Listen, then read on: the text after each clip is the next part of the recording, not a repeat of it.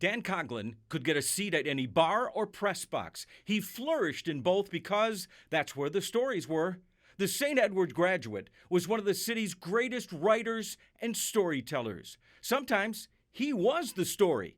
At the Plain Dealer, he masqueraded as a high school football player. They figured him out because they caught him smoking cigarettes behind the stands. And at TV8, he tried to drive a stock car. I imagine they're a little concerned. As an award-winning features writer, he made Doug Deacon, the Browns tackle, a legend. When him and Maddie got married, they went on their honeymoon.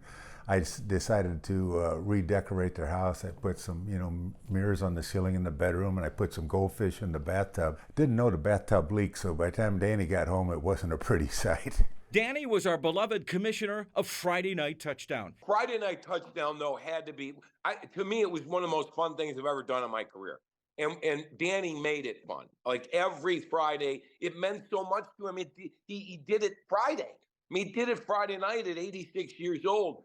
It was a labor of love for Dan, and he will be sorely missed. His final night covering high school football, Danny saw his St. Edward Eagles beat the rival St. Ignatius Wildcats in that holy ward. Or was it? They call it the Holy War. No, you can't say that. The schools don't want you to call it that. Well, why not? Is it sacrilegious or something? Sacrilegious. What? It's this. Listen, this is football. This is not the Alder of the Rosary Society, for Pete's sake. Every kind of event worldwide, Dan Coughlin covered. World Cup, Formula One, and right here in Cleveland, the beloved softball leagues in all their characters. From Muhammad Ali to Michael Jordan to LeBron.